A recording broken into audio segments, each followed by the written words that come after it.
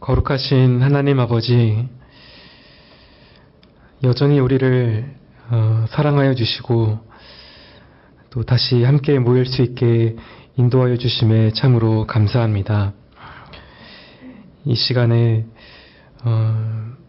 참 우리가 하나님께만 참된 소망이 있음을 알고 이 자리 가운데 나왔습니다. 그리스도 안에서 우리를 자녀 삼아 주신 그 은혜 때문에 참 이런 은혜를 받은 자들답게 살고 싶지만 하루에도 여러 번 무너지는 우리 자신을 돌아보면서 참 우리를 다시 일으키시고 인도하시는 분은 오직 하나님밖에 없는 줄을 알고 다시 이렇게 나와싸우니 우리의 모든 죄악들을 용서하여 주옵시고 이 시간에도 우리의 마음도 새롭게 하여 주시기를 간절히 소원합니다. 참 하나님의 은혜가 아니면 한순간도 믿음을 지키기가 어려울 만큼 이 험한 세상을 살고 있는데 참 그때 우리가 붙잡아야 할 게 무엇인지를 늘 깨닫게 하여 주옵시고 또 무엇보다 믿음으로 말씀을 따라서 사는 그 일을 잘 할 수 있게 인도하여 주시옵소서. 아무 소망도 찾을 수 없는 이 세상에서 변치 않는 하나님의 그 진리의 말씀에 더 많은 확신을 갖게 하여 주옵시고 참 이 진리가 우리를 바른 길로 인도하고 또 우리를 지켜주는 참으로 복된 선물이라는 것을 진정으로 감사하는 자들이 되기를 소원합니다. 하나님의 말씀을 우리가 듣고 또 하나님을 더 알아가고 또 닮아가는 이 일을 무엇보다 더 귀하게 여길 수 있는 마음도 허락하여 주옵시고 또 이 말씀을 따라서 살 때에 누리는 복이 무엇인지도 더 깊이 깨닫게 하여 주시옵소서. 그리하여 우리의 남은 때에 참 하나님을 영화롭게 하고 또 우리에게 맡겨주신 사명들을 잘 감당할 수 있는 은혜가 있게 하여 주옵소서. 하나님 아버지, 참 교회 안에 육신의 질병과 또 여러 현실적인 문제로 고통 중에 있는 분들을 기억하여 주셔서 너무 깊은 낙심에 빠지지 않게 붙들어 주옵시고 참 어떤 상황에서도 영혼이 강건할 수 있게 지켜주시기를 간절히 소원합니다. 어떤 어려움에도 하나님께서 주시는 위로와 평안을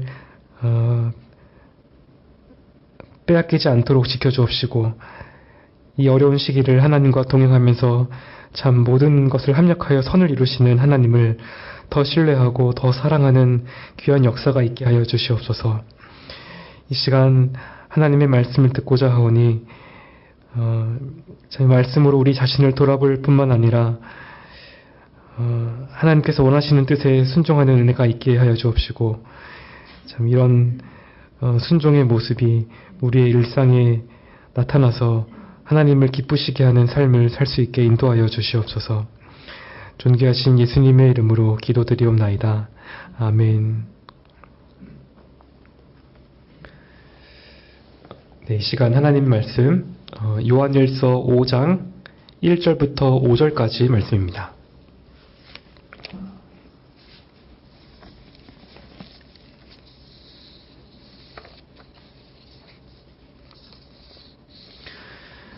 요한일서 5장 1절부터 5절까지 말씀입니다. 한 절씩 교독하신 후에 마지막 절 함께 읽도록 하겠습니다.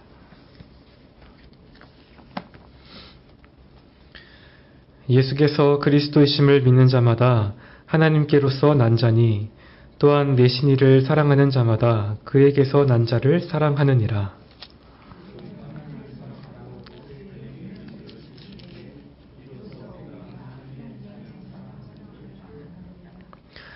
하나님을 사랑하는 것은 이것이니 우리가 그의 계명들을 지키는 것이라. 그의 계명들은 무거운 것이 아니로다.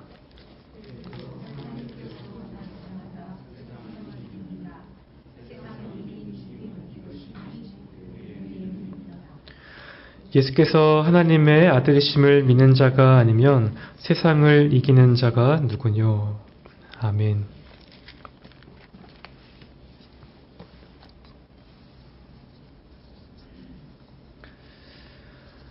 네, 이제 우리가 요한일서의 마지막 장인 5장에 왔습니다. 그동안에 살펴봤던 것처럼 이 서신은 기초적이면서도 근본적인 내용을 담고 있습니다. 또 매우 명확한 목적을 가지고 있는데요.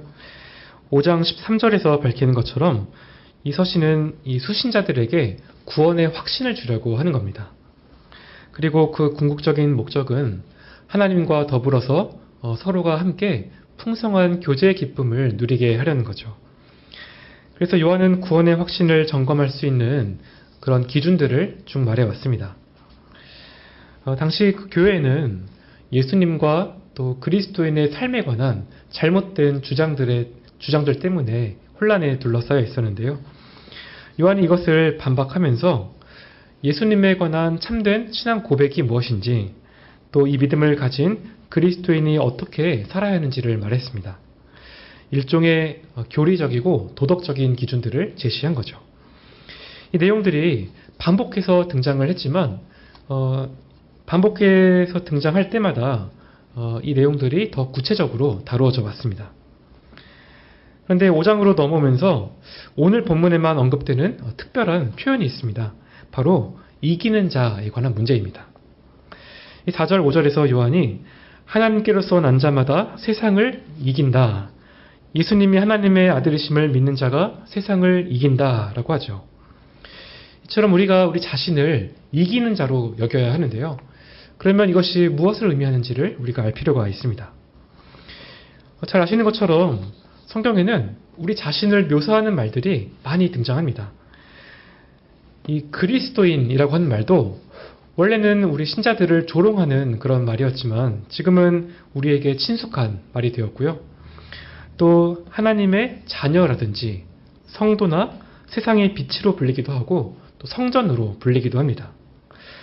물론 이보다 훨씬 더 많은 용어들이 있는데 이 모든 것은 우리가 누구인지를 말해주는 그런 표현들이죠. 어떤 면에서는 그리스도를 믿는 믿음으로 하나님께 속하는 게 무엇인지를 온전하게 표현하기 위해서 이 모든 용어들이 다 필요하다라고 그렇게 말할 수 있겠습니다. 그 중에 하나가 바로 방금 말씀드린 이기는 자라는 표현입니다. 여기서 이긴다라고 하는 이 헬라어는 정복한다라는 그런 의미인데요. 당시에 그 헬라인들이 이 승리라고 하는 것은 인간들이 아니라 오직 신들에게만 속해 있다라고 그렇게 믿었습니다. 왜냐하면 신들이니까 정복당하지 않고 항상 승리하는 존재다 그렇게 여겼던 거죠. 그런데 그런 문화권에서 이런 승리의 개념을 이렇게 갖고 있는데 이 승리의 개념을 그리스도인들에게 사용했다라는 것은 참 놀라운 일입니다. 대표적으로 우리가 잘 아는 로마서 8장 37절 말씀이 있습니다. 그러나 이 모든 일에 우리를 사랑하시는 이로 말미암아 우리가 넉넉히 이기느니라.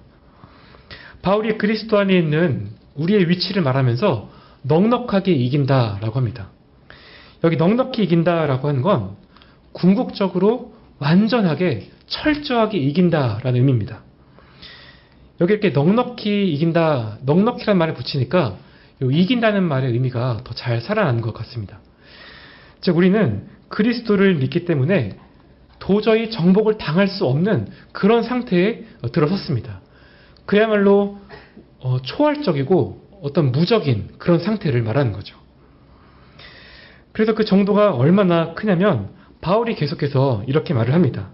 내가 확신하노니 사망이나 생명이나 천사들이나 권세자들이나 현재일이나 장래일이나 능력이나 높음이나 깊음이나 다른 아무 피조물이라도 우리를 우리 주 그리스도 예수 안에 있는 하나님의 사랑에서 끊을 수 없으리라. 이것이 바로 요한이 말하는 우리 그리스도인들의 그 위치입니다. 우리는 아무에게도 정복을 당할 수 없는 이기는 자들이다라고 하는 거죠. 그러면 요한이 우리가 도대체 무엇을 이겼다고 그렇게 말을 하는 걸까요? 성경 몇 군데만 살펴보면 좋겠는데요. 먼저 요한일서 2장으로 돌아가 보면 13절에 청년들아 내가 너희에게 쓰는 것은 너희가 악한 자를 이겼기 때문이라고 합니다. 영적으로 성장하는 사람들을 청년들이라고 부르면서 14절 끝에 가면 하나님의 말씀이 너희 속에 거하시고 너희가 흉악한 자를 이기었다. 즉 진리를 믿고 하나님의 능력을 우리가 받아들이는 순간에 사탄을 이기는 자가 되었다라는 겁니다. 바울도 로마서에서 사탄이 우리의 발 아래에 있다라고 하죠. 이처럼 우리는 사탄을 이기고 정복한 자들이다라고 하는 겁니다.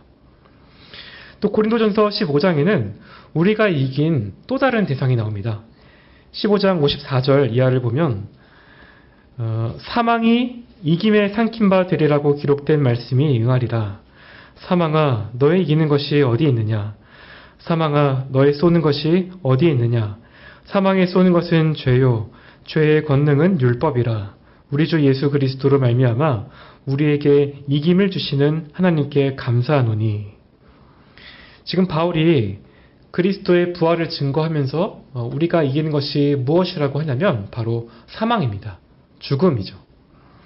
모든 사람이 죽지만 이 그리스도인의 죽음은 더 이상 자기의 죄값을 치르기 위해서 사망의 형벌을 당하는 것이 아닙니다. 단지 죄 짓는 것을 그치고 영원한 생명을 누리기 위해서 들어가는 그러한 관문인 것이죠. 또 이렇게 죽음을 이겼다라고 하는 것은 우리가 율법의 정죄에 대해서도 승리했다는 말과 같습니다. 이 거룩하고 거룩하신 하나님의 이 율법은 우리가 그 말씀을 어길 때에 우리를 짓누르고 또 정죄합니다. 그리고 우리를 비참과 저주에 처하게 하죠. 하지만 그리스도께서 모든 율법을 성취하고 이루셨기 때문에 우리도 율법의 정죄에서 벗어나게 되고요. 율법에 따른 형벌인 죽음을 이기는 자들이 되었습니다. 그리고 이제 오늘 본문으로 가면 우리가 이긴 또 하나의 거대한 존재가 등장합니다. 5장 4절에 대저 하나님께로서 난 자마다 세상을 이긴다라고 하는데요. 앞에서 요한이 쭉 세상이 어떠한 곳이고 또 그 세상과 우리 그리스도인의 관계가 어떠한지를 설명해 왔습니다. 예를 들어서 2장 15절에는 이렇게 말합니다. 이 세상이나 세상에 있는 것들을 사랑치 말라. 누구든지 세상을 사랑하면 아버지의 사랑이 그 속에 있지 아니하니. 만약 우리가 여전히 계속 세상을 사랑하고 세상에 계속 끌린다면 아버지의 사랑이 우리 안에 없다라고 합니다. 그러면서 그 이유에 대해서 밝히기를 이는 세상에 있는 모든 것이 육신의 정욕과 안목의 정욕과 이생의 자랑이니 다 아버지께로 쫓아온 것이 아니요 세상으로 쫓아온 것이라. 이 하나님에게서 난 자들은 더 이상 세상에 속해 있지 않습니다. 우리가 이미 세상을 이겼기 때문에 더 이상 세상의 어떤 것도 우리를 더 이상 지배할 수 없다라는 거죠.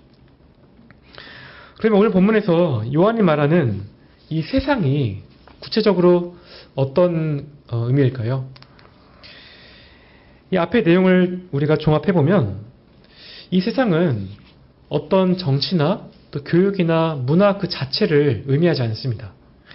이 세상은 사탄의 지배 아래 있는 영적인 세계와 또 그 지배 아래 놓인 사람들, 또 그리고 타락한 본성에서 나오는 그 사람들의 모든 삶의 방식을 다 포함하는 그러한 의미입니다.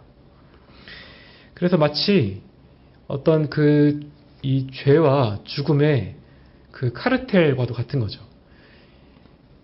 이 거대한 악의 연대 안에는 하나님을 대적하는 온갖 육신의 정욕과 안목의 정욕과 이생의 자랑이 득실되고 있는 겁니다.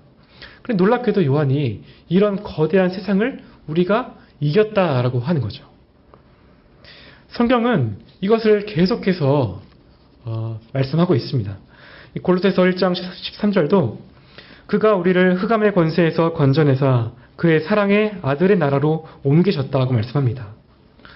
우리가 여전히 세상에 있지만 우리의 시민권은 하늘에 있습니다.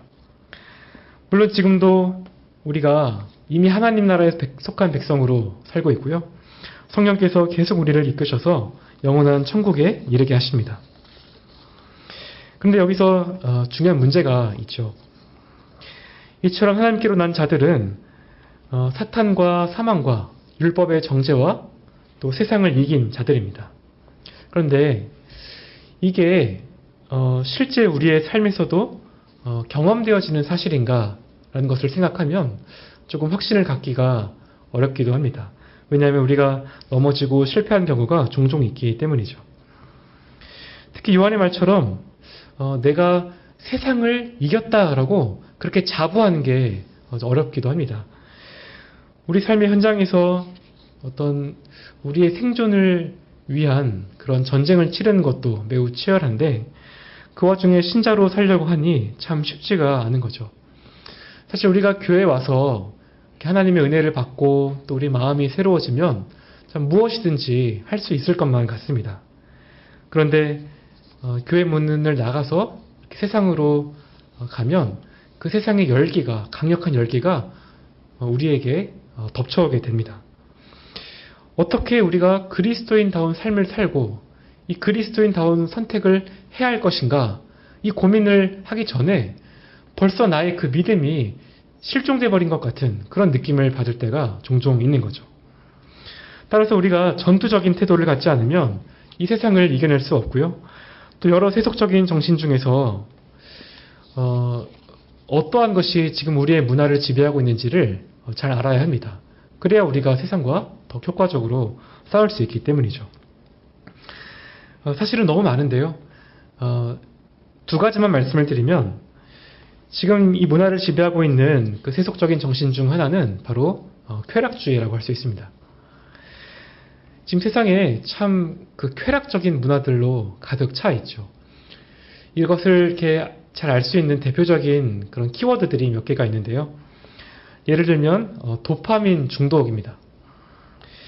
이 젊은 층을 중심으로 해서 또 많은 사람들이 어떤 유튜브의 쇼츠나 또 인스타그램의 릴스 같은 짧고 자극적인 영상에 끊임없이 빠져들고 있는데요. 이런 식으로 뇌에서 쾌락을 느끼게 하는 도파민이 자극이 되면 우리의 뇌가 이 도파민을 계속해서 요구한다고 합니다. 그러다가 여기에 익숙해지면 조금만 지루해도 참지 못하고 더 강하고 더 자극적인 걸 찾는 악순환이 반복되고 마는 거죠. 즉각적이고 말초적인 쾌락에 노예가 점점 되고 마는 겁니다. 또 잘 아시는 그 욜로족도 일종의 쾌락주의의 일종이라고 할 수 있습니다. 인생은 한 번뿐이니까 오늘 당장의 쾌락을 위해서 아낌없이 쓰라고 그렇게 부추기는 겁니다. 그리고 이렇게 거침없이 쓰는 것을 과시하는 게 마치 그 사람의 가치인 것처럼 그렇게 평가하는 거죠. 안목의 정욕과 이생의 자랑에 어떤 현대판 그 번역이라고 할 정도로 참 같은 그러한 모습입니다. 또 얼마 전에 강남역 한복판에서 한 여성이 하얀 그 액체를 자신의 몸에다가 막 꼽다가 이렇게 쓰러져 가지고 경찰에 발견된 그런 사건이 있었죠. 경찰 조사를 해보니까 소지품에서 마약으로 분류되는 그 약물이 다량으로 발견되었습니다. 이런 마약도 육체적인 쾌락을 극한으로 추구하는 그런 도구이죠. 어떤 사람들은 이 육체가 원하는 대로 하는 게 진정한 자유라고 그렇게 생각합니다. 하지만 그 본질은 결국에는 영혼을 병들게 하는 육신의 정욕이라고 할 수 있습니다. 물론 우리가 우리 삶에서 어떤 적절한 수준의 즐김을 하는 것은 필요하고 또 중요한 일이라고 할 수 있습니다. 하지만 그 적절한 수준을 무너뜨리기 위한 유혹은 참으로 은밀하고 아주 작은 것에서부터 시작이 됩니다. 그래서 항상 주의할 수밖에 없는 것이죠. 또 이 세상의 지배적인 정신 중에 하나는 물질주의라고 할 수 있는데요. 이 물질을 중시한다고 하는 것은 눈에 보이는 것을 중시한다라고 하는 그런 말과 같습니다. 예를 들면 요즘에 자가를 마련하는 게 참 쉽지가 않죠. 그래서 집을 가지려고 정말 열심히 노력합니다. 이런 노력 자체는 나쁠 것이 없습니다. 하지만 이 자가를 마련하는 게 최우선이 되어서 이 대출빚을 갚느라고 부부가 매일같이 다투고 또 자녀와 대화할 시간이 없어서 이 가족 관계가 단절이 된다면 너무나도 안타까운 일인 거죠. 또 지금 세상은 모든 것을 돈으로 가치를 매기는 데 익숙합니다. 심지어 사람도 연봉 얼마짜리다 하면서 그렇게 가치를 매기기도 하고요. 무슨 일을 할 때도 그게 돈이 되는지를 묻고 그렇지 않으면 별로 무가치하게 가치 없는 것처럼 여기기도 합니다. 마찬가지로 어떤 사람들은 어떤 좋은 지역이나 집에 살고 또 비싼 물건을 가지고 있으면 자신의 가치가 올라가는 것처럼 그렇게 여기기도 하죠. 이처럼 지금은 물질주의가 절정인 시대입니다. 돈으로 모든 것을 하려고 하고 돈으로 자아실현을 하려고 합니다. 참으로 잔인하고 무서운 문화라고 할 수 있습니다. 여러분, 그런데 우리가 바로 이런 세상 속에 살고 있습니다. 이 쾌락주의와 물질주의뿐만 아니라 세상의 온갖 것들이 계속해서 교회 안으로 흘러 들어오고 있습니다. 이런 세속화의 물결이 교회 안으로 흘러 들어오게 되면 생기는 큰 문제 중에 하나가 무엇일까요? 신자와 불신자의 구별이 사라진다라고 하는 겁니다. 신자라고 살아왔지만 어느새 세상에 깊이 물들어서 영적인 긴장감도 사라지게 되고요. 세상에 저항하려고 하는 마음도 사라지고 구원의 확신을 갖기도 어렵게 됩니다. 하지만 요한이 하나님께로 난 자들은 세상을 이긴 자들이라고 합니다. 이걸 분명하게 인식하는 게 우리의 믿음이고 정체성이라고 하는 거죠. 그러면 우리에게 중요한 질문이 남게 되는데요. 우리가 정말 이기는 자에 속해 있다는 것을 어떻게 확신을 할 수 있을까요? 일단 요한은 1절부터 3절에 나타난 세 가지의 특징을 점검해 보라고 합니다. 사실 앞에서 언급했던 내용들을 좀 종합을 하고 있는 것인데요. 그 첫 번째가 바로 믿음입니다. 1절에 예수님께서 그리스도이심을 믿는 자마다 하나님께로부터 났다라고 하는데요. 우리가 일반적으로 믿어서 구원을 받았다라고 그렇게 말을 하는데 1절에 따르면 믿음보다 조금 더 앞서는 게 있습니다. 바로 거듭나는 일이죠. 여기 1절에서 믿는다라는 것과 낫다라고 하는 동사의 시제를 보면 이미 하나님께로부터 태어났기 때문에 지금 믿고 있고 또 계속 믿고 있다라는 뜻이 됩니다. 즉 허물과 죄로 죽었던 우리를 하나님께서 살려주셨기 때문에 우리가 예수님을 구주로 믿게 되었다라는 거죠. 이 믿음이라고 하는 게 참 그렇습니다. 원래 우리가 다 죄로 죽었기 때문에 마치 시체와도 같아서 우리는 도저히 스스로 믿을 수 있는 능력이 없습니다. 아무리 복음을 들어도 이해할 수 없고 그것을 깨달을 수 있는 능력이 없는 거죠. 그런데 그리스도인들은 이 복음의 진리를 모두 다 믿고 있습니다. 예수께서 그리스도이심을 믿는다라고 할 때에 그 안에는 예수님에 관한 모든 진리들이 다 함축이 되어 있는 거죠. 예수님께서 하나님의 아들이시고 육신을 입고 오신 우리의 구세주라는 것, 또 십자가에 달려 죽으시고 부활하심으로써 우리의 모든 구원을 이루셨다는 사실을 우리가 다 믿는 겁니다. 그리고 우리가 이것을 믿는다면 그 전에 이미 우리가 거듭난 존재이다라고 하는 거죠. 이것이 중요한 이유가 있는데요. 만약에 순서를 바꿔서 우리가 거듭나고 믿은 게 아니라 우리가 믿고 거듭났다라고 한다면 그러면 어떻게 될까요? 그러면 우리가 구원의 확신을 갖기가 어렵습니다. 내 힘으로 믿은 거라고 그렇게 한다면 나중에도 우리가 여전히 믿고 있을 거다라고 하는 이런 보장을 우리가 어떻게 할 수 있을까요? 하지만 하나님께서 우리를 낳으셨다라고 하는 이 사실은 결코 변하지 않고 변할 수도 없는 그런 사실입니다. 그래서 우리의 믿음도 영원한 믿음입니다. 잠시 흔들리고 약해질 수 있지만 이 참된 믿음은 결코 취소되거나 떨어지지 않고요. 그리스도 안에서 세상을 이긴 자로 살아갈 수 있습니다. 또 요한이 말하는 이기는 자들의 두 번째 특징은 사랑인데요. 다시 1절을 보시면 또한 내 신이를 사랑하는 자마다 그에게 난 자를 사랑하느니라 하죠. 그리스도인은 원래 자신이 지옥에 던져져야 마땅한 죄인임을 잘 알고 있습니다. 자기 아들을 내어주신 하나님의 사랑이 없었다면 영원히 멸망했을 거라는 사실을 잘 알고 있습니다. 하지만 예수님을 믿게 되었을 때에 이 하나님의 사랑을 깨닫게 되고요. 자신의 전부를 하나님께 다 비치고 있다는 사실도 더욱 알게 됩니다. 이것은 우리가 그리스도인이 되고 난 후에도 마찬가지죠. 우리가 계속해서 날마다 사랑이 빚을 지고 있다는 사실을 깨닫기 때문에 항상 하나님께 대한 감사와 사랑이 있습니다. 문제는 이것을 우리가 충분하게 다 표현을 하지 못해서 그래서 문제인 것이지, 우리 안에는 항상 하나님에 대한 감사와 사랑이 있는 거죠. 또 이렇게 하나님을 사랑하는 자들은 자연스럽게 다른 지체들을 사랑하게 되는데요. 이 사랑은 나랑 잘 맞는 그런 사람에게 자연스럽게 생기는 그런 호감과는 조금 다른 것입니다. 나와 성격이 잘 안 맞고 또 일하는 방식이 다르다고 해도요, 내 안에 하나님의 사랑을 부어주신 성령 하나님께서 그 형제를 자꾸 사랑하라고 부드럽게 압박을 하십니다. 정말 마음에 안 드는 그런 구석이 있다고 해도요, 하나님께서 나 같은 사람을 어떻게 사랑하셨는지를 내가 너무 잘 알기 때문에 그 형제를 사랑하라고 하시는 하나님의 말씀을 차마 외면할 수가 없는 거죠.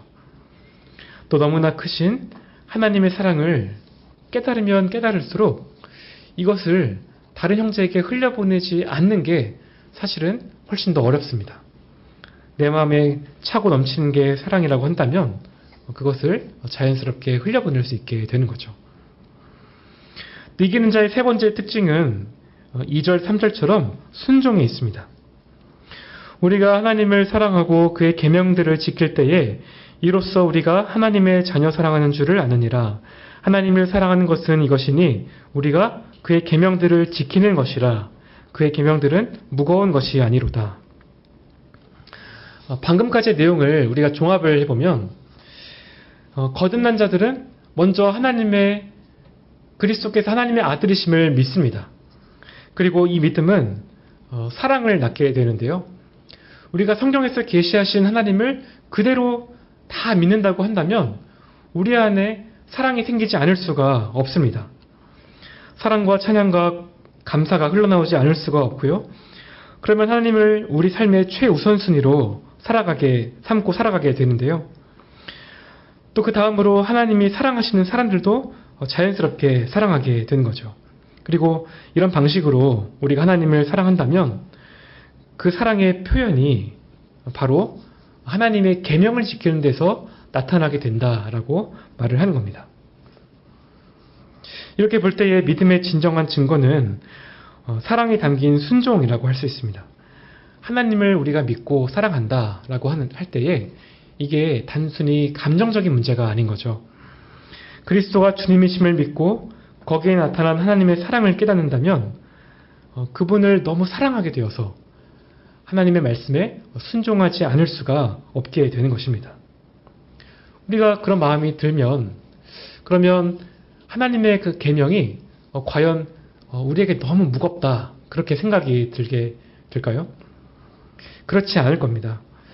우리가 누군가를 진정으로 사랑한다면 누군가가 그 사람이 나에게 무언가를 부탁을 할 때 가능한 그것을 빨리 해주고 싶어 하죠. 그 사람의 필요를 채워주기 위해서 기쁜 마음으로 노력을 하게 되는 겁니다. 그래서 2절에 여기 지킨다라고 하는 이 단어가 이 단어는 말 그대로 계속해서 이 지킨다라고 하는 행동을 말하지만 여기 3절에 지킨다라고 하는 말은 다른 단어가 사용이 됩니다. 소중히 여긴다라는 그런 단어이죠. 그래서 우리가 하나님께서 명하신 것을 단순히 행하는 것만이 아니라 그것을 소중한 보물처럼 그렇게 여긴다라고 하는 겁니다. 그리고 그것을 기꺼이 그렇게 살려고 한다라는 거죠. 기쁨과 자원하는 마음으로 하기 때문에 그 계명이 무겁게 느껴지지 않는 것입니다. 여러분, 이렇게 이기는 자의 특징은 예수 그리스도를 믿고 하나님과 형제를 사랑하고 또 계명을 지킨다라고 하는 특징이 있습니다. 참된 신자의 모습이기도 합니다. 비록 연약해도 우리 안에 이런 모습이 나타난다고 하면 충분히 자신을 이기는 자로 여길 수 있습니다. 그런데 여기서 우리가 한 가지 더 생각을 해볼 게 있죠. 우리가 그렇다면 실제로 이기는 자로 살기 위해서는 어떻게 해야 하는 것인가? 분명 요한이 그리스도 안에 있는 우리가 사탄과 죽음과 세상을 이긴 그런 무적과 같은 존재라고 했습니다. 또 믿음과 사랑과 순종의 모습이 있으면 이기는 자에 속해 있다라고 말을 했습니다. 하지만 앞서 말씀드린 것처럼 실제 우리 삶에서 번번이 넘어질 때가 있고요. 세상 앞에서 승리하는 그리스도인보다 패배감에 젖어 살 때가 있습니다. 그러다 보면 영적인 침체가 이렇게 오게 돼서요. 아무런 갈등도 없이 세상과 타협하면서 끌려가게 됩니다. 싸워도 또 어차피 이 싸움에서 지고 말 텐데 굳이 못하러 이 싸움을 계속할 것인가 라고 하면서 영적인 전쟁을 포기하게 되는 거죠. 우리가 이런 문제를 어떻게 해결하면 좋을까요? 오늘 말씀에 따르면 일단은 우리가 이미 세상을 이긴 자이다 라고 하는 이 정체성을 잊지 않는 게 중요합니다. 세상과의 전쟁에서 우리가 잠시 넘어져도 이 정체성은 절대로 바뀌지 않습니다. 세상을 이기신 그리스도께서 우리 안에 계시기 때문에 우리의 어떠함과 관계없이 항상 우리는 이기는 자에 속해 있다라는 것이죠. 이것을 우리가 늘 기억해야 하고요.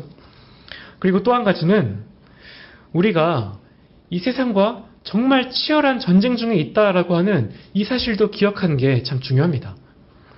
이 4절, 5절을 보시면 세상을 이긴다라고 하는 표현이 3번 나오는데요. 처음과 마지막에 나오는 이긴다라고 하는 이 동사와 이 중간에 세상을 이긴 이김이라고 할 때에 이 이긴다라고 하는 동사의 시제가 서로 다른데요. 이 중간에 나오는 동사는 확정된 승리를 말하고요. 또 나머지 동사들은 하나님의 자녀가 계속해서 누려야 하는 지속적인 승리를 말합니다. 즉 그리스도께서 세상을 이기신 승리에 근거해서 날마다 세상을 이기는 그런 싸움을 해야 한다는 거죠. 이것이 마치 무엇과 비슷하냐면 이스라엘 백성이 가나안에서 전쟁을 했던 것과 비슷합니다. 하나님께서 여호수아에게 내가 이 땅을 너희에게 주었다라고 그렇게 말씀을 하셨습니다. 그리고 여호수아가 가나안의 주력 부대를 다 박살을 내었죠. 하지만 그 후에 이스라엘이 칼을 내려놓고 그냥 마냥 쉬면서 이렇게 즐기고 살았던 것이 아닙니다. 곳곳에 남아있던 가나안의 그 남은 잔당들을 끝까지 몰아내는 그런 싸움을 해야만 했습니다. 이 싸움을 포기하고 타협을 하기 시작했을 때에 이 사사기와 같은 깊은 그런 영적인 암흑 시대가 찾아왔던 거죠. 우리의 영적 현실도 이와 비슷하다는 것입니다. 그리스도께서 사탄의 머리를 깨뜨리시고 완전한 승리를 거두셨고요. 이미 승리가 확정이 되었습니다. 하지만 최후 심판의 날이 오기까지 우리의 삶에는 계속해서 세상을 몰아내야 하는 전투가 남아있는 거죠. 이 전투는 매우 치열합니다. 지금도 실제로 중동에서 전쟁이 일어나고 있지만 이보다도 더 치열한 게 우리가 치르는 이 영적인 전쟁입니다. 우리가 그런 전쟁터에 살고 있다는 사실을 잊지 말아야 합니다. 그래야만 우리가 이 세상을 대하는 태도가 달라질 수 있기 때문이죠. 이처럼 우리가 이 승리가 보장된 이런 전쟁을 하고 있지만 이 전쟁이 결코 만만치가 않습니다. 그래서 요한은 우리에게 이 싸움을 이길 수 있는 방법도 알려주고 있는데요. 다시 4절, 5절을 제가 읽겠습니다.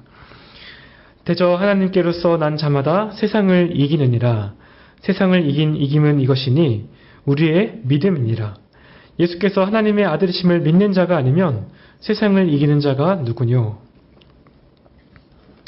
우리가 교회의 문을 나서서 이 거대한 세상과 싸우려고 할 때에 도대체 무엇을 무기로 들고 싸워야 할 것인가? 요한은 우리의 참 불완전하고 부족한 어떤 사랑이나 순종을 말하고 있지 않습니다. 만약에 우리의 어떠함과 이 세상과 계속해서 싸워야 하면 우리는 너무나 자주 실패하고 낙심할 수밖에 없겠죠. 하지만 요한이 말하는 그 무기는 바로 믿음입니다. 하나님께서 우리에게 주신 그 믿음이죠. 사랑과 순종이 내 안에 있는 내 내 안에 생명이 있다라고 하는 것을 증거한다고 한다면 세상을 이기는 이 승리는 바로 우리의 믿음에 있다라는 겁니다. 여러분, 우리가 참 믿음으로 세상을 이긴다라고 하는 게 참 익숙한 말일 수 있습니다. 그래서 이것이 무엇을 의미하는지 우리에게 잘 와닿지 않을 수도 있습니다. 여러 가지 이유가 있겠지만 그 중에 큰 이유 중에 하나가 바로 제 생각에는 두려움인 것 같습니다. 믿음을 가지고 우리가 말씀을 따라 살면 이 세상에서 실패할지도 모른다라고 하는 그 두려움입니다. 이런 두려움이 우리 안에 있으면 결국에는 우리로 하여금 세상과 타협을 하게 만드는데요.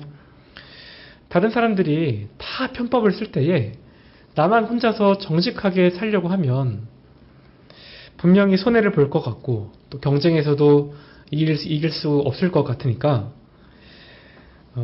이 교회에서 듣는 이런 그 설교 말씀은 곧이곧대로 다 들어서는 안 된다. 말씀을 들을 때는 조금 유연성 있게 그렇게 받아들여야 한다라고 그렇게 생각을 할 수 있습니다. 그리고 또 우리나라의 어떤 입시 같은 경우도 참 좋은 대학에 합격을 하지 못하면 사회에서 뒤처질 수 있으니까 주일이라고 해도 교회보다는 학원에 가야 한다라고 또 그렇게 생각을 할 수 있겠죠. 이렇게 세상적인 방식으로 살지 않으면 제대로 살아갈 수 없다는 그러한 두려움이 우리 안에 있는 것입니다. 이런 신자의 모습은 세상과 치열한 전투를 치르기 위해서 작정한 사람이 아니라 마치 전쟁을 포기한 사람과 같습니다. 하지만 하나님께서는요, 우리가 세상에서 믿음으로 살기를 원하십니다. 이 싸움은 우리가 혼자서 하는 싸움이 아니고요. 우리의 싸움은 하나님의 싸움입니다. 우리가 믿음으로 세상과 싸우려고 할 때에 하나님께서 우리를 대신해서 세상과 싸워주십니다. 그럼 이 전쟁에서 우리의 유일한 무기인 그 믿음이 구체적으로 어떻게 세상을 이기는가 할 때에 참된 믿음은 어려운 상황에서 우리의 흔들리는 어떤 감정이나 형편이 아니라 예수님께로 시선을 돌리게 합니다. 이 부활하셔서 사탄과 죽음을 이기신 그 그리스도의 영광스러운 승리를 바라보게 하고요. 이 변함없는 사실을 굳게 믿을 때에 우리가 세상보다 크신 예수님과 연결이 되어서 그 능력을 끊임없이 공급을 받게 되는 거죠. 또 이렇게 믿음의 능력을 공급받으면 우리가 죄에서 넘어지고 실패할 때에 더 큰 빛을 발할 수 있습니다. 사탄이 우리를 정죄하고 패배감을 심어주려고 할 때에 참된 믿음은요, 우리의 화목제물이 되신 예수 그리스도를 바라보게 합니다. 요한이 만일 우리가 우리 죄를 자백하면 저는 미쁘시고 의로우사 우리 죄를 사하시며 모든 불의에서 우리를 깨끗게 하실 것이요 라고 그렇게 말을 한 것처럼 믿음은 우리의 실패와 죄악보다 그리스도의 보혈이 더 크다는 것을 깨닫게 해줍니다. 그래서 우리가 아무리 깊은 낙심 중에 있어도 결국에는 우리를 다시 일으킬 수 있는 그 힘이 바로 믿음에 있고요. 또 우리가 믿음 안에 서 있으면 세상의 유혹에도 쉽게 휘둘리지 않습니다. 세상 사람들은 세상의 지배를 받기 때문에 마치 세상이 참 근사한 곳이고 세상에서 많은 것을 얻고 누리기 위해서 참 부지런히 노력을 하죠. 하지만 믿음을 가진 그리스도인들은 이 세상의 본질이 무엇인지를 잘 알고 있습니다. 예를 들어서 우리나라 같은 경우에는 이 정치라고 하면 대부분의 사람들이 참 민감하게 반응을 하는 그러한 주제이죠.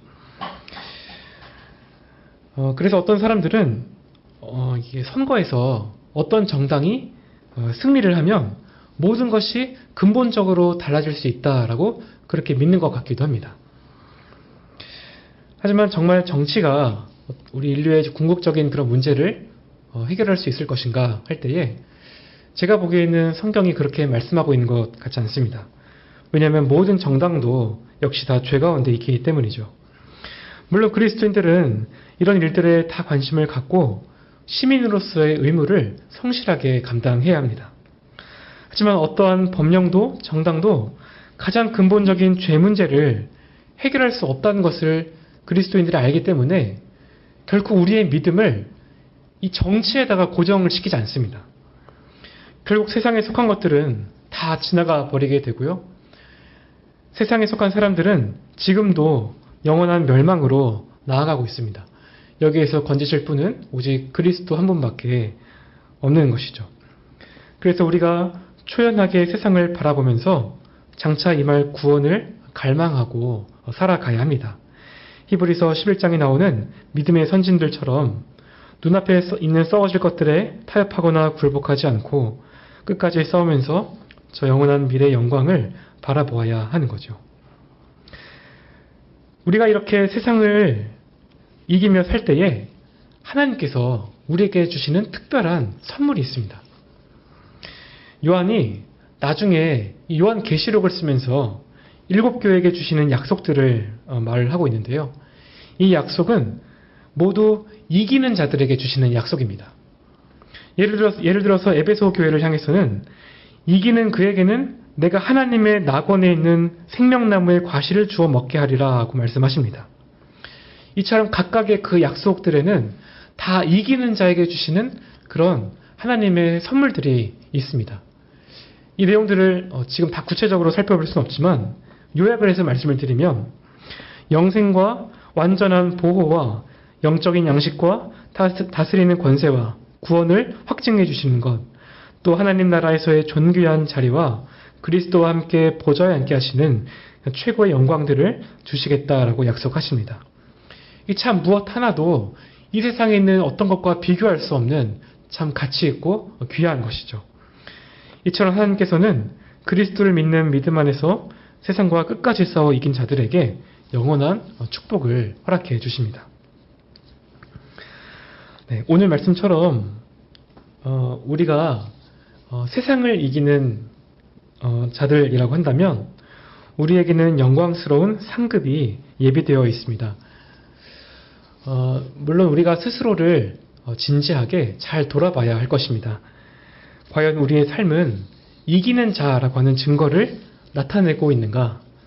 나의 삶은 사랑이 넘치고 기쁨이 가득하고 하나님께 순종하고 있는가?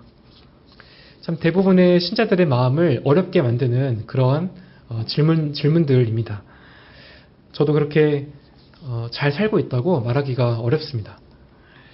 그래서 이것이 제 마음을 항상 참 어렵게 하고 참 때로는 슬픔이 되기도 합니다. 여기 계신 분들도 그러실 거라고 생각합니다. 마땅히 우리가 해야 할 만큼 하지 못해서 그런 사실 때문에 마음 아파하실 거라고 생각합니다. 하지만 요한은 이러한 애통함이 있다면 우리 안에 이기는 자의 생명이 살아있다라고 하는 증거라고 합니다. 사탄은 계속해서 우리의 연약함과 실패를 집요하게 파고들려고 하지만 참된 신자는 자신의 부족함에 계속해서 갇혀있지 않습니다. 우리를 위해서 화목 제물이 되신 주님을 그러한 때에 더욱더 붙잡아야 한다는 것을 잘 알고 있기 때문이죠. 따라서 세상의 유혹과 위협이 끊임없이 다가와도 우리가 주저앉지 말아야 하겠습니다. 세상을 이기는 승리는 우리의 어떠함이 있지 않습니다. 이미 십자가에서 세상을 이기신 주님을 바라보는 그 믿음만이 우리의 유일한 무기입니다. 이 믿음으로 주님의 능력을 힘입어서 살고요. 이 믿음으로 주님께서 예비하신 영원한 상급을 소망하며 사시면 좋겠습니다. 이런 은혜가 저와 여러분의 남은 삶에 임하기를 간절히 바라고 또 소원합니다. 네, 함께 기도하고 마치겠습니다.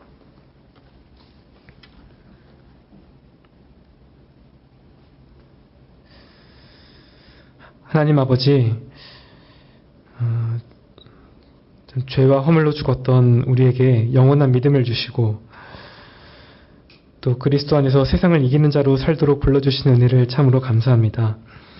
하지만 참 우리의 일상을 정직하게 돌아보면 세상의 여러 유혹과 위협에서도 참 자주 흔들렸던 그러한 때가 있었고, 또 세상의 방식대로 살지 않으면 안 될 것 같은 그런 두려움에 타협할 때도 있었습니다. 하나님 아버지, 참 주님께 드려야 하는 그런 사랑과 순종을 우리가 드리지 못하고, 또 우리의 연약함 때문에 자주 낙심하는 우리를 불쌍히 여겨 주시옵소서.